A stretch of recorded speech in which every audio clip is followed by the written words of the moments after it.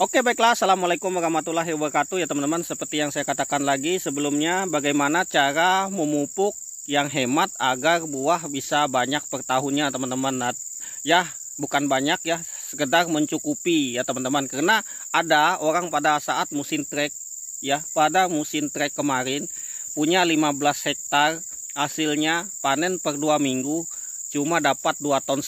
Itu 15 hektar teman-teman ya, 15 hektar. Kita punya 6 hektar, masih dapat kita 4 ton kemarin ya. 6 hektar dapat masih 4 ton. 4 ton, 5 ton masih dapat. Kita bandingkan dengan yang orang mupuknya per 3 bulan ya. Bandingkan yang per 3 bulan. Bertanya mupuk itu nggak banyak-banyak. Dia ngomong seperti itu, dia mendikti saya ya.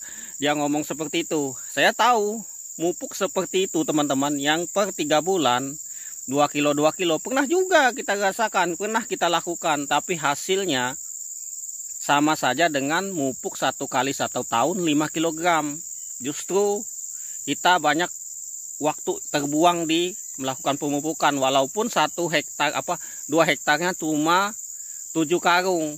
Bedakan dengan 2 hektarnya 30 karung. Ya memang perbedaannya jauh teman-teman, tetapi dia 3 kali setahun 7 kilo 7 kilo ya, maaf teman-teman, dia 2 kilo 1 kilo teman-teman dia pakai. Makanya satu kaplingnya itu cuma 7 karung sampai 10 karung saja dia melakukan pemupukan, tetapi dia lakukan 3 bulan sekali teman-teman. Nah itu sebenarnya hasilnya sama aja teman-teman, dan nanti teman-teman bisa lihat untuk buahnya juga. Kalau pemupukan per 3 bulan biasanya pupuk itu banyak terbuang. Kenapa? Kalau sistem pemupukan kita teman-teman, pemupukan saya berbagi pengalaman saja, bukan menggurui teman-teman. Mungkin teman-teman lebih jago, lebih pintar ya teman-teman ya. Di sini saya menggunakan cara sistem hemat praktis teman-teman. Begitu cara perawatan sawit saya. Tidak buang banyak waktu, tidak banyak buang modal teman-teman. Kenapa ya? Kalau misalkan pemupukan itu kita lakukan menggunakan buruh teman-teman, buruh ya. Nah itu biasanya kita harus mengeluarkan budget lagi. Kalau kayak saya sekali mupuk mengeluarkan budgetnya sekali dalam 1 tahun 5 kg per pokok. Sistem pemupukannya seperti ini teman-teman, per 1 tahun sekali ini seperti ini. Nah begini teman-teman, saya berbagi pengalaman saja pribadi saya ya, agar buah tuh teman-teman bisa lihat kan di video-video saya, buah saya besar-besar teman-teman. Tipsnya seperti ini. Sebelum teman-teman itu melakukan pemupukan, teman-teman lakukan pemupukan itu sangat penting sekali ya teman-teman ya.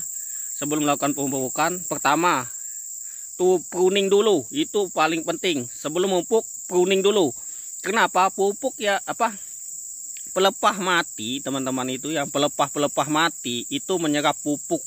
Nanti kalau teman-teman belum dipelepah atau ditunas atau dipruning, belum dipruning teman-teman, pupuk teman-teman tuh penyerapannya kurang bagus teman-teman. Coba aja lihat batangnya jadi kurus lah, apalah, nah kuning, nah seperti itu.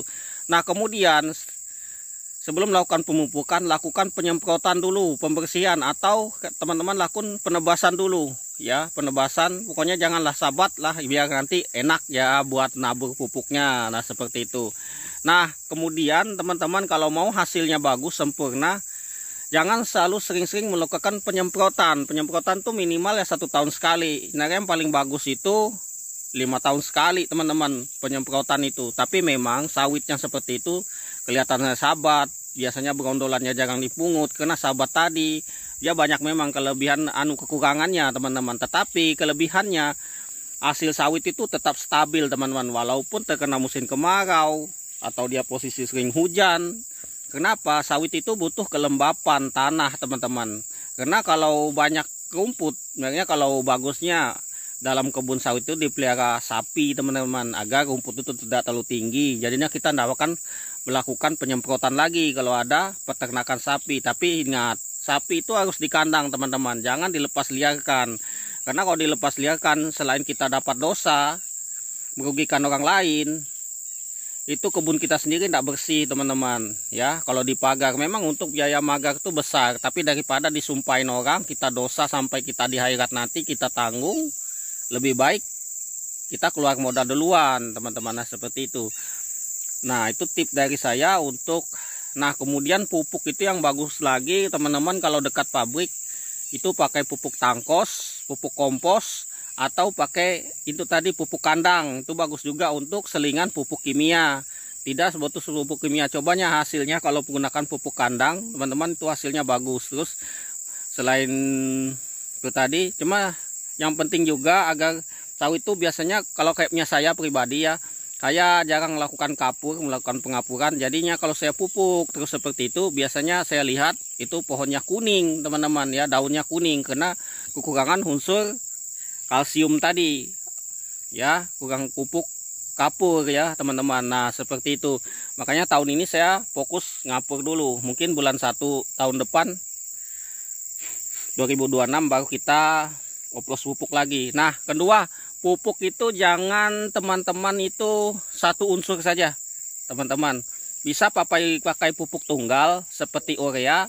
Urea ini bisa teman-teman kalau mau buahnya banyak, bisa teman-teman campur Boster ya teman-teman, atau NPK Ponska atau NPK ya, atau urea campur Mutiara. Itu harus dicampur, misalkan 50 kilo campur 5 kilo Mutiara. Itu kenapa? Kalau pupuk tunggal saja hasilnya nggak bagus teman-teman, buahnya nggak terlalu banyak lah, nggak memuaskan lah kalau teman-teman campur. Cuma yang bagus itu kalau urea itu dicampur Boster, banyak yang pakai gitu ya. Atau kemudian lagi teman-teman itu kalau lakukan penyemprotan bisa pakai pupuk kocor, misalnya 1 tandon 350 liter dioplos dengan ini apa namanya, NPK Mutiara atau urea 5 kg per 350 liter atau 1 drum ya teman-teman. Itu juga bagus, pernah kita praktekkan. Pokoknya yang intinya yang di sini saya katakan ini yang saya pernah praktekkan di lokasi saya ya teman-teman, di perkebunan saya.